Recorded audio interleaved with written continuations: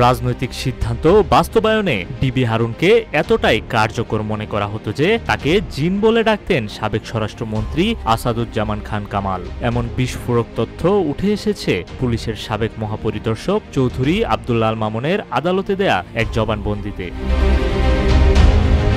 সাবেক আইজিপি আদালতকে জানিয়েছেন, গত ১৯ জুলাই থেকে প্রায় প্রতি রাতেই স্বরাষ্ট্রমন্ত্রীর ধানমন্ডির বাসায় বৈঠক বসত।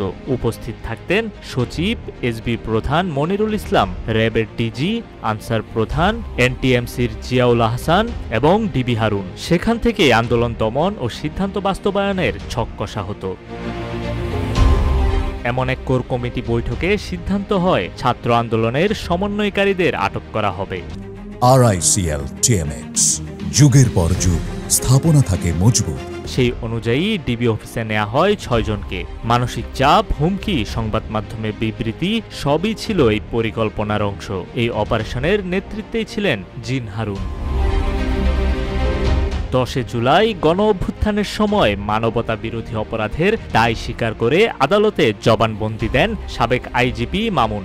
নিজের দায় স্বীকার করে তিনি ট্রাইব্যুনালের কাছে রাজসাক্ষী হওয়ার আবেদন জানান। আদালত আবেদন গ্রহণ করে তাকে আলাদা কক্ষে নিরাপত্তায় রাখার নির্দেশ দেয়।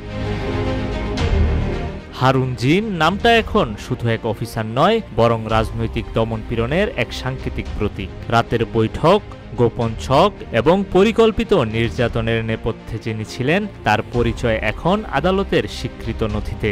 একদিকে সাবেক আইজিপির রাজসাক্ষী হওয়া, অন্যদিকে ডিবি হারুনের জিন তকমা পাওয়া। আইজিপি মামুনের সাক্ষ্য প্রমাণে এটি প্রমাণিত যে আন্দোলন দমাতে ছক কষতেন আসাদুজ্জামান খান কামালের মতো আওয়ামী লীগ নেতারা, আর সেটি বাস্তবায়ন করতেন ডিবি হারুনের মতো জিনেরা। নিউজ ডেস্ক, রূপালী বাংলাদেশ।